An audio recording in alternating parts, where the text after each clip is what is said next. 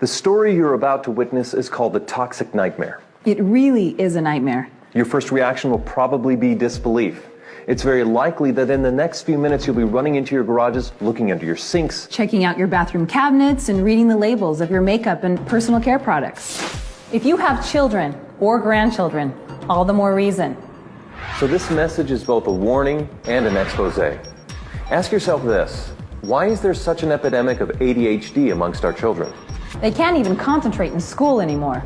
Why are there so many cancers like breast, liver, colon, kidney, and prostate at epidemic levels? Why are birth defects and brain, liver, and kidney disease such national issues? Sinus and asthma problems have also become major health issues. And why are so-called old age illnesses now attacking our children? What's going on? The short of it is that our immune systems are breaking down. Drug companies can't work fast enough to give us remedies to fix our illnesses. The problem is that their remedies often cause side effects that are worse than the illness itself. In the next few minutes, we'll discuss a primary cause of these health issues, and then we'll discuss the solution. We'll even touch on a way to benefit financially by becoming a part of that solution. Let's be specific. We're going to mention some seriously toxic ingredients. We'd like to issue a challenge. Don't take our word on anything. Don't just listen to this message. Make some label comparisons. Then you'll really be shocked. Here's a short list of the top 12 toxic ingredients you'll find in your home. In fact, we call these the Toxic 12. We'll talk about 5 of them in some detail. Once again, check these ingredients against the products you use. First, propylene glycol, butylene glycol, or ethylene glycol. Now run into your garage and check your antifreeze. Antifreeze is one of those glycols. Now, check your facial cleansers, shampoos, conditioners, toothpaste, underarm deodorants, and baby products. These glycols act as surfactants, wetting agents, and solvents. They penetrate the skin fast, weaken protein and cellular structure. They're strong enough to remove barnacles from boats. The EPA warns us not to pour them into our soil, yet we smear them on our bodies. Contact with these glycols may cause brain, liver, and kidney malfunction. Yet, about 1/3 of all the beauty and personal care products you use morning, afternoon, and evening contain them and do not have a warning label. Why are these glycols used in such abundance? One answer: they come cheap. The non-toxic ingredients needed to replace them are far more expensive. Now propylene glycol is being added to many of our cookies and ice cream. It keeps them softer. You put petroleum in a cookie, and 100 years from now, it'll be soft and tender. Second, sodium hydroxide. This time, check under your sink. Check out your Drano or other sink and oven cleaners. Especially check the Crystal or Dry Drano. Crystal Drano is 100% sodium hydroxide. This is a poison. Read the warning label. Look at the skull and crossbones. Yeah, it's caustic soda lye. You'll find sodium hydroxide in most common toothpastes, especially the ones claiming total or extra whitening. I guess they figure if it cleans your drains, it'll do a good job on your teeth. It's also in many of your soaps and facial cleansers. Third, sodium lauryl sulfate, sodium lauryl sulfate, or ammonium lauryl sulfate. These sulfates are strong detergents. They're used in garage floor cleaners and engine degreasers. Yet they'll be in 90%, get that, 90% of your beauty and personal care products that foam. Why? It's the cheapest way to create foam.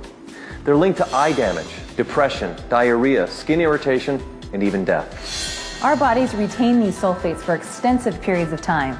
This means that even smaller dosages amount up to higher and higher levels of toxicity in our bodies. Think of what that means to smaller bodies, like infants and children. Think of the unborn infants. Any wonder why attention deficit and learning disabilities are at epidemic proportions? Fourth, DEA, MEA, or TEA. These are hormone-disrupting chemicals with ties to cancer. They're restricted in Europe, yet used freely in the US. The EPA says that repeated applications result in major increases in liver, breast, and kidney cancer. The risk is significantly increased in children. Fifth, PEG, or polyethylene glycol. This is a carcinogenic petroleum compound that reduces the skin's natural moisture. Prolonged use seriously ages the skin.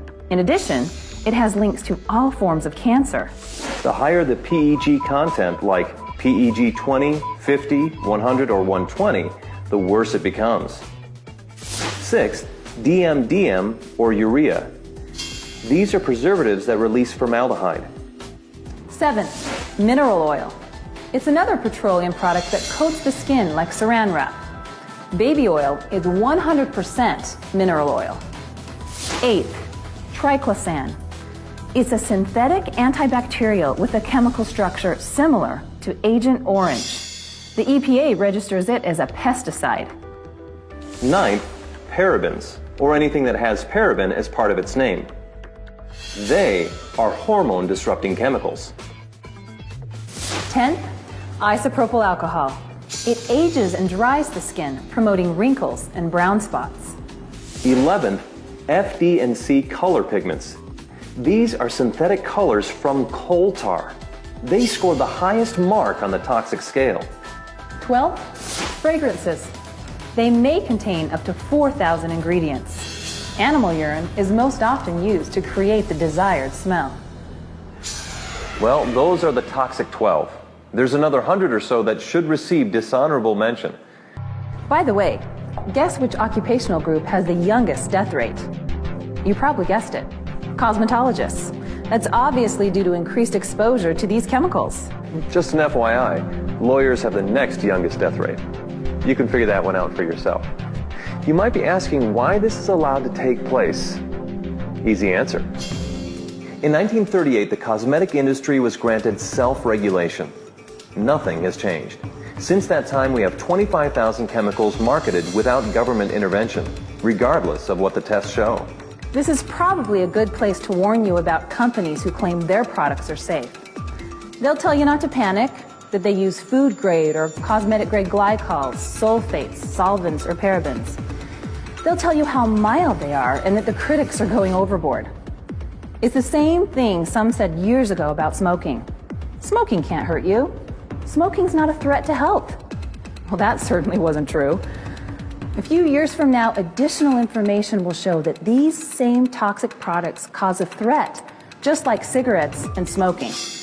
Women use nearly 200 toxic ingredients daily in their routine, and men use nearly 100. These toxins, even in mild forms, mount up, stay in our bodies, store in our cells, and break down our immune system.